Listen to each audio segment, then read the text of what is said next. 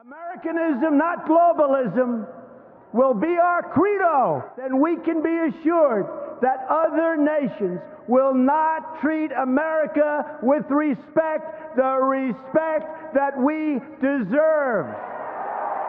What is up, people of the internet? It is me, Real American Politics, back in with a new video, and today it is time for our May edition for the Senate 2022 elections. I know it's been a whole month, but we are back with the monthly Senate prediction. With some primaries done in Ohio and Indiana, we're finally starting to see the true national environment for 2022.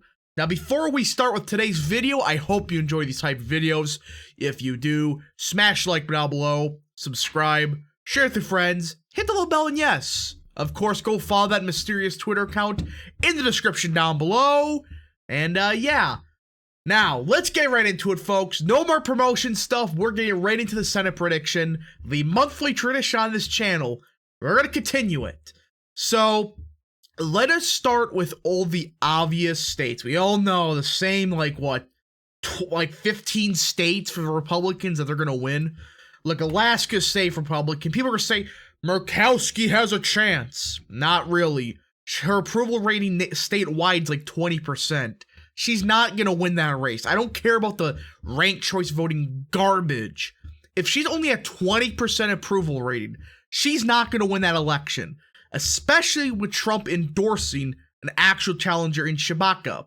So yeah, it's a safe Republican seat no matter what. Utah, again, Mike Lee's not going to win. Just stop with that cope. It's not happening. Idaho's safe, the Dakotas, Kansas, of course, but both Oklahoma races, again, there's really no question about it. Whoever wins the primaries, they're going to win easily. Of course, Louisiana, Arkansas, hopefully Boozman gets primaried. Though I don't think that's going to happen. Very sad. Missouri is, safe Republican. Look, I know people are going to say Eric Greitens has some bad skeletons. Sure. But in this national environment, against some fairly weak Democrats, I mean, the Democrats in Missouri, they don't have a real candidate. They're all kind of just very weak. Very weak. None of them are going to win. And with this national environment, it's a safe Republican state, no matter who it is. It could be Eric Greitens, Eric Schmidt, it could be Hartzler, it could be Billy Long. They're all going to win by 10 points. Stop with this nonsense. Stop with this cope. It's going to be a safe Republican seat, especially if Trump endorses one of the candidates. Iowa, again, Chuck Grassley's going to win. Indiana, Kentucky, Alabama, South Carolina. Again, these are quite obvious safe Republican seats.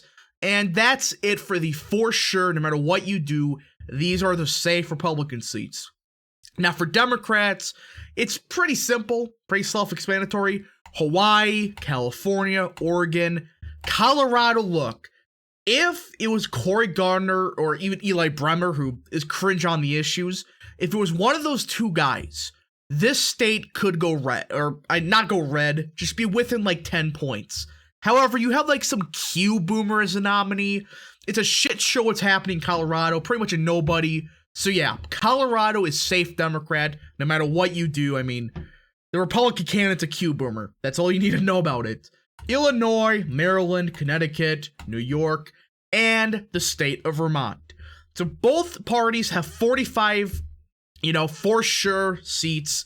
And yeah, you notice there's a couple interesting states I didn't mark, one way or the other. So let's get right into it, folks. We're going to also get done with all the super obvious states right off the bat. Let's start with Florida. Rubio is going to win by minimum 12 points. This is a race that's done. He's going against, Demings. It's like, you're not going to win that race. It's one of the most Republican trending states in the country. You got Miami-Dade, Palm Beach, even, the Tampa Bay area. It trended a bit Republican in 2020. So there's only one part of the state that's significantly trending Democrat. That's a Jacksonville area. But compared to Orlando, Tampa, Miami, that's a small population in Jacksonville. And plus, there's question marks of how Democrat that part of the state can get. Will they maybe trend it like a couple points Democrat this year? Yes. But the rest of the state is trending Republican. There's no other part of the state that's not. Again, like Tampa Bay, that was trending Democrat, but in 2020, some trends were reversed. So yeah, kind of hard for Democrats to win if literally nothing is trending your way in the state. Also, the Democrats are becoming a shit show in the state. It's pretty funny.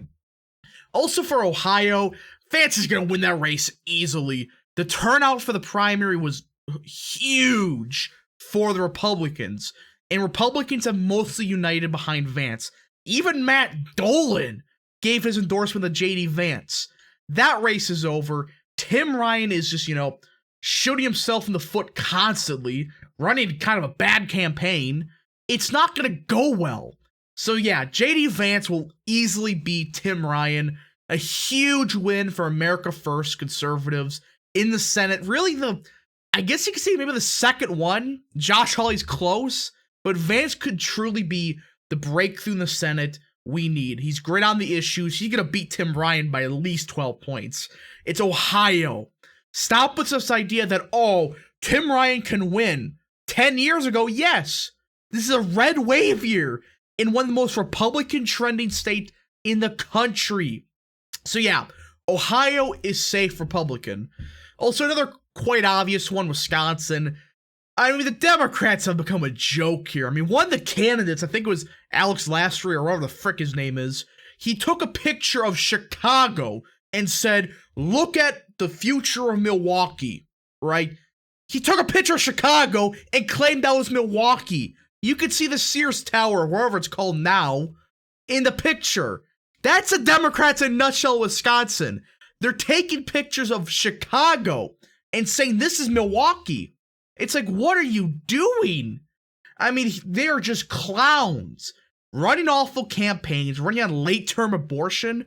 And I know the Roe versus Wade stuff, people are going to say is going to be a big issue. No, it isn't.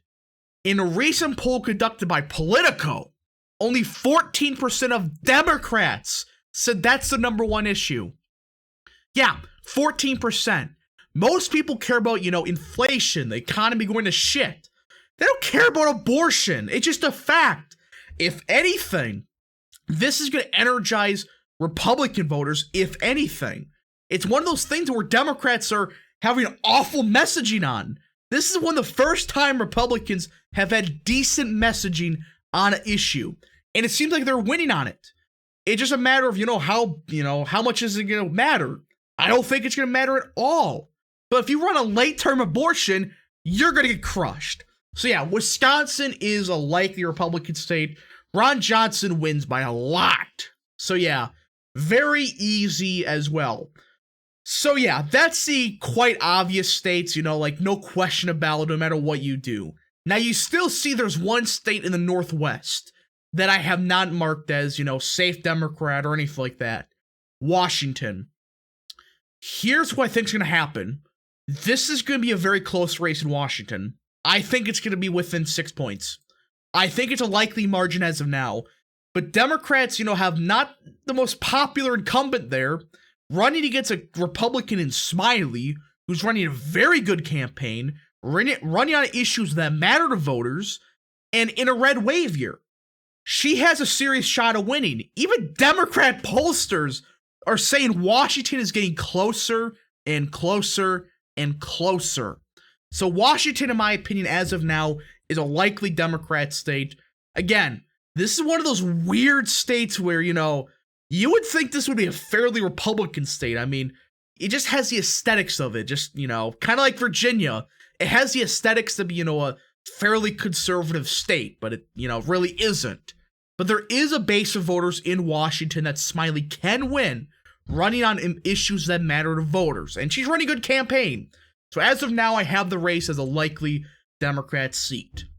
So we have the 6 states that, will determine the fate of the Senate.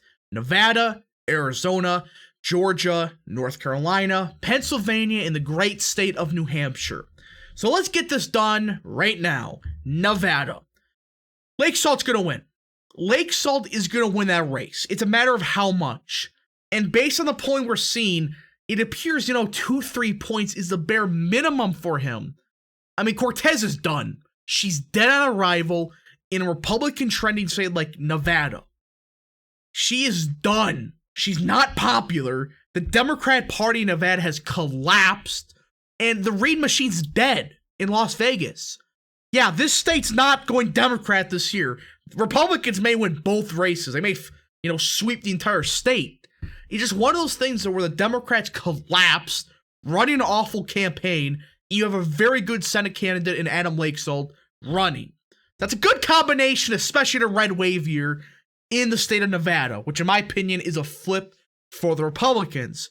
Now we get Arizona. It's looking more and more like Blake Masters is going to be the nominee. Trafalgar did a poll, a couple days ago on this. Sorry about that, folks. Just we had a quick interruption there. My bad. But speaking about Arizona, it appears Blake Masters is going to be the nominee in the state of Arizona. Trafalgar did a poll a couple days ago showing Masters at 20%. Yes, technically that's third, but the fact that he has low name recognition and doesn't have the Trump endorsement yet, and running against the acting attorney general of Arizona and a multi-millionaire who's spending millions upon millions of dollars more. The fact that Masters is only like 2 points behind, Trump's endorsement instantly flips that race to Blake Masters. Mark Kelly has not been a good, voter in the Senate. I mean, unlike, Sinema, who has some moments, Kelly has been a Democrat, voter. Every single issue he's voted in favor of, Just the only thing that's, holding back this is it's Arizona, which is slowly turning a bit more blue. However, there's been some data points to prove that, Arizona may be trending a bit back Republican, kind of like, Florida is, trending Republican. But I don't think, Arizona's gonna be like a Democrat state. Again, I made multiple videos on the state. But a state as a whole, Arizona, in my opinion, with Blake Masters in against Mark Kelly, is a lean Republican state. Masters running a good campaign, picking up steam now. Mark Kelly is done. He is done. Not running the best of campaigns. The only thing he has is he has a lot of moolah. He has a lot of money. That's the only thing that's keeping this race from being a blowout. But again, that may not even matter. Democrats can spend as much money as they want. If the economy gets as bad as I'm thinking it's going to get in the fall, Mark Kelly's done. So, yeah, Arizona, in my opinion, is a lean Republican state. Now we get Georgia. This is a hot take that I know a lot of people are going to say. I think it's likely Republican. Herschel Walker is surging in the polls. And according to the best pollster in the country, Richard Barris, the big data poll, whatever you want to call it, the best pollster in the country, Herschel Walker's up by around 5 points, I believe it said. 5 points against an incumbent senator who has way more money than him. What Herschel Walker is doing is he is possibly saving Georgia. He's running a great campaign, and he's been on the ground doing events daily, shaking hands, talking to people. He's been a great candidate in Georgia, doing great in the Atlanta suburbs. And my theory has been, that, hey, they're even undersampling, northern Georgia and central Georgia. Even still, according to these polls outside, Richard Barris, which shows him up by 5 against Warlock, Walker's, winning, and he's going up and up and up. And I think personally he's going to win by a lot. I think a likely margin as of now is the most likely scenario. A lot of skeletons coming out of the closet for Warlock. Some bad things are coming out about him. And it's not like what's happening to Eric Greitens in Missouri, which is just a hoax, by the way. It's a witch hunt, what's happening in Missouri. But in Georgia, the stuff coming about Warlock, this is serious allegations, like serious evidence of this crap happening. And he's trying to bury it as much as possible. So in my opinion, Georgia will be won by Herschel Walker by like 5, 6, potentially 7 points. Pretty big considering Georgia voted for, supposedly voted for Biden. But either way, Georgia could potentially flip the Senate back to the Republicans. And we still got 3 more races. North Carolina, my opinion on this. Ted Budd's going to win by a lot. I mean, he's the Trump-endorsed nominee. He's surging the polls. And Democrats, their, candidate right now lost the Supreme Court race in 2020. Yeah, she's not that popular. She should have won that race, and she didn't. in a red wave year, you're done. And plus, the Supreme Court of North Carolina, there's been some polls coming out. They're not too popular. So the fact that she was a justice on the North Carolina Supreme Court, that's going to hurt them, in my opinion. I think that's going to hurt her completely because, well, their rulings in North Carolina have, as of recently, been just absurd. Again, you got the redistricting stuff. You got the potentially overthrowing the entire state constitution. It's nuts what's happening in North Carolina. But as of now, it's a likely Republican state. Bud's running a great campaign after starting off slow, has a Trump endorsement, and is finally going to end Pat McCrory's career. Thank you. Thank you so much for ending that clown's career. Now we got Pennsylvania. Oh boy. Look, here's my opinion on Pennsylvania. Is Dr. Oz a perfect candidate? No. However, compared to the stuff coming out about, McCormick, the stuff coming about Sands, Barnett, it's like, just no. Just absolutely none of those guys. I mean, here's a fact. Sands was a shill for the transgender cult years ago. And it's not just like, gay people being, just doing what they want to do. No, she talked about, like, full-on transgenderism, how we have to must protect them, and, how they're getting, enslaved around the world and stuff. It's like, what are you talking about? And this was in statements she said as ambassador to Denmark. So yeah, she's not a good candidate. McCormick, look, Oz said some bad stuff about transgender kids. I agree with that, but again, there's some context to that. But even so, what McCormick did with transgender people is significantly worse. Paying for their transgender surgeries, a company policy, let alone? It's like, how can you say, oh, Oz said bad things, but just look away at what McCormick did? So yeah, Oz is the best candidate in Pennsylvania. Now, I think he wins, all right? I think he barely wins, He's going against Fetterman, big dude.